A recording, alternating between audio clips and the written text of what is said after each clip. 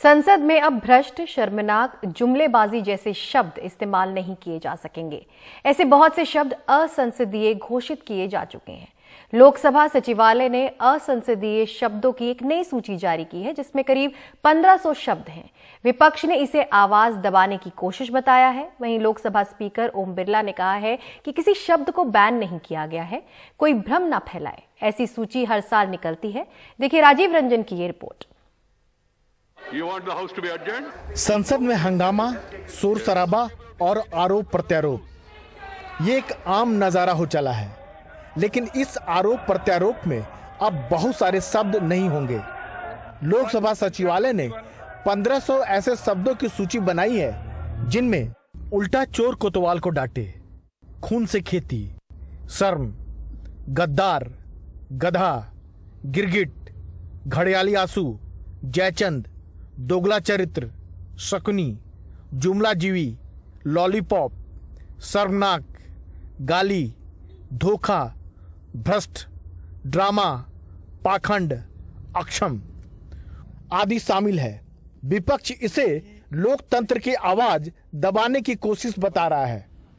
आज वो कहते हैं कि इस लफ्ज को इस्तेमाल नहीं किया जाना चाहिए।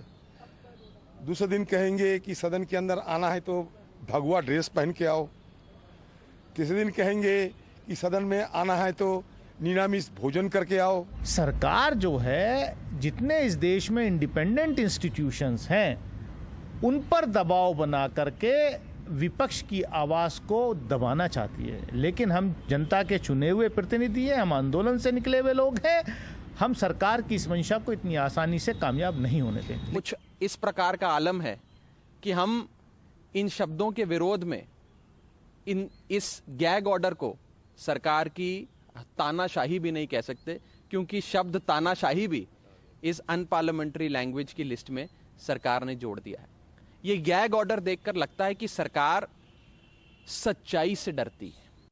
टीएमसी नेताओं महुआ मोइत्रा और डेरेक ओ ब्रायन ने भी ट्वीट कर कहा कि वो लोकसभा और राज्यसभा में इन शब्दों का इस्तेमाल करते रहेंगे, उन पर भले ही कार्रवाई हो।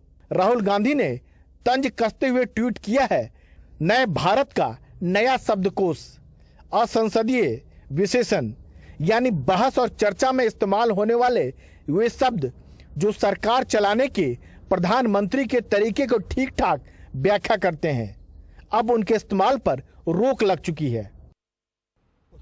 बीजेपी का आरोप है कि कांग्रेस ऐसे शब्दों का इस्तेमाल करती है। जिन्होंने इमरजेंसी लगाई देश में, जिन्होंने सबके सब विपक्ष को जेल में डाल दिया था और किसी भी विपक्ष की बात जो उठती थी उसको दबा दिया जाता था, आज वो सिर्फ अनपार्लियामेंट्री लैंग्वेज यूज करने के लिए अगर कोई अध्याय लाया जाता है, उसको लेकर भी इस प्रकार की बात करते हैं, ये अफसोसजनक है। प्रश्न संख्या हालांकि इस विवाद को लेकर लोकसभा अध्यक्ष ओम बिरला ने सांसदों को आश्वस्त करने की कोशिश की।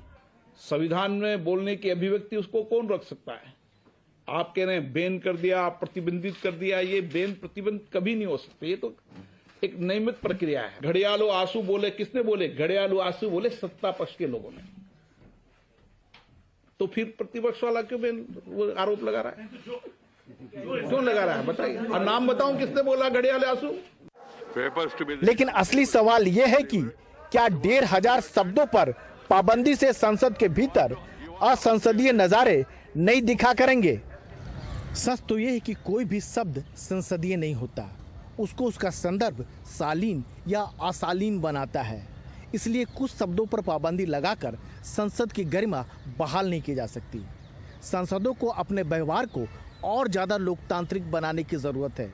असंसदीय शब्द संसद हो या सड़क कहीं भी स्वीकार्य नहीं हो सकते। नई दिल्ली में संसद भवन से संजय कौशिक के साथ राजीव रंजन, एनडीटीवी इंडिया।